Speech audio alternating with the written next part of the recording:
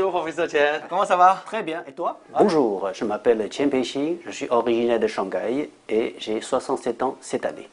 Je suis professeur à l'Université des études internationales de Shanghai et également interprète et traducteur.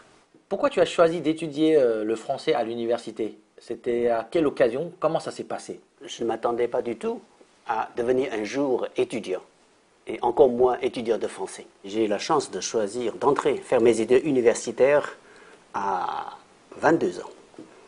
Et j'ai terminé mon lycée à 18 ans. Et pendant ces 4 années, je travaillais comme apprenti dans une entreprise. J'étais plombier. Et puis, en 1977, la révolution culturelle s'est terminée et les universités réouvert ses portes. Et donc la chance me présentait, je l'ai saisie et en me présentant au concours national. Et j'ai choisi d'étudier le français. Dis-moi, à l'époque, comment on étudiait la langue française à l'université? Oui, à l'époque, on n'avait pas des smartphones, on n'avait pas tous les moyens modernes. On avait, pour une classe de 17 personnes, qu'un gros magnétophone, avec 2 bandes qui roulent. On entourait le magnétophone pour écouter, prêter une oreille attentive sur le son. En même temps, notre professeur est très pédagogue. Et il nous a dit que en 3e année, vous serez plus fort que moi en français. Mais maintenant, vous êtes débutant, vous devez m'écouter. Et sa méthode, c'est de ne pas nous donner le texte. Parce qu'avant, sans texte, on ne peut pas apprendre. Mais lui dit pas de texte. Au lieu de ça, l'enregistrement et les images. Et nous devons regarder les images, écouter les sons et maîtriser le français comme ça. Et c'est qu'il nous a demandé de pratiquer la langue, ce qui est plus difficile. Là, du coup, comme ça, on a passé 4 ans. Il nous interdisait d'utiliser le chinois entre les copains pendant 4 années. Et c'est comme ça, on est obligé de parler le français et au bout de 4 ans, inconsciemment, on est devenu plus fort que les autres. Voilà. On n'a pas choisi.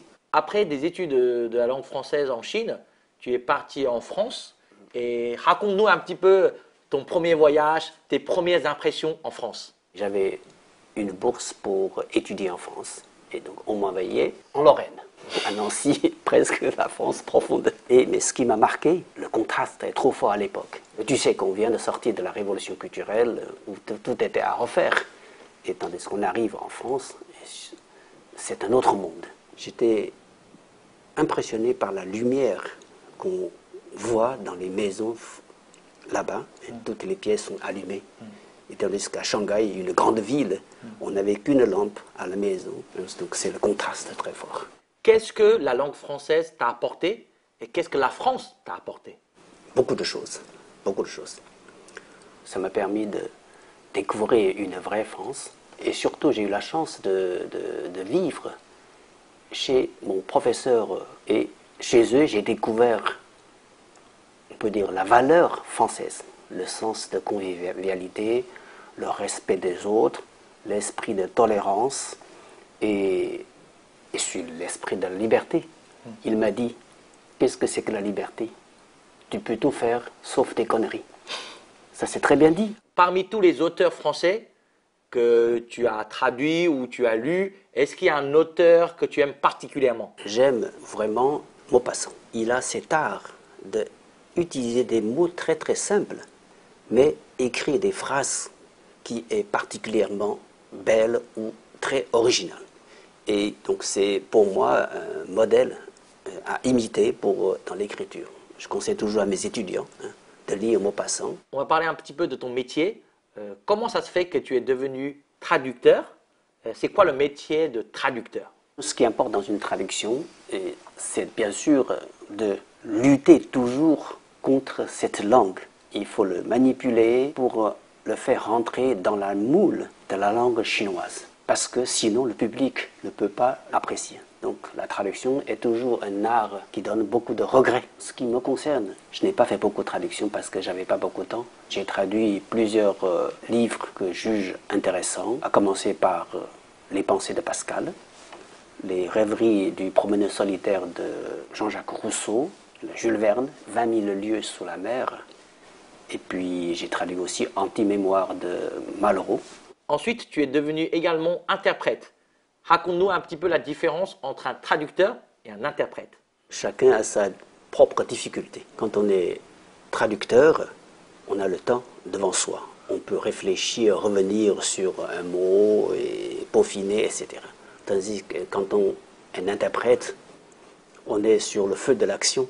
On n'a pas le temps de rattraper. On peut toujours dire que voilà, je peux mieux traduire, mais passé, c'est passé. Et c'est pourquoi être interprète, c'est plus exigeant au niveau de la performance. Donc j'ai eu la chance de traduire pour différents acteurs politiques, économiques, culturels, etc. C'est le français qui m'a apporté cette opportunité de découvrir différents talents et différents aspects de ce grand pays. On va parler maintenant de ton autre métier, peut-être ton métier principal, enseignant. Après 40 ans d'enseignement, qu'est-ce que tu constates comme changement ou évolution? Les étudiants des années 80, ils avaient moins de moyens, très peu de matériel, et ils étudiaient mieux que les étudiants actuels à qui il ne manque rien. Ils ont tout le matériel le plus sophistiqué de communication du monde, mais ils sont moins concentrés. Ils sont toujours distraits, tiraillés par différentes sollicitations. Lorsqu'on veut apprendre une chose, il faut travailler à fond. L'apprentissage d'une langue étrangère, ce n'est pas une question de connaissance, mais de compétence. Quand ils parlent, il ne faut pas qu'ils hésitent et qu'ils trouvent du plaisir dans l'apprentissage. Pour moi, le mot-clé, c'est le plaisir. Si les étudiants n'ont pas de plaisir, rien ne sert de les pousser. Et puis, comme j'ai donné des cours, et puis mon travail a été, je pense, remarqué par le Consulat général de France. Ils m'ont donné cette année cette médaille d'officier du Parlement académique. J'en suis très reconnaissant et en même temps fier. Merci beaucoup, professeur Chen. J'ai appris énormément de choses avec toi. Eh bien, j'espère qu'on se verra bientôt. Merci beaucoup d'être venu et puis à bientôt. Salut.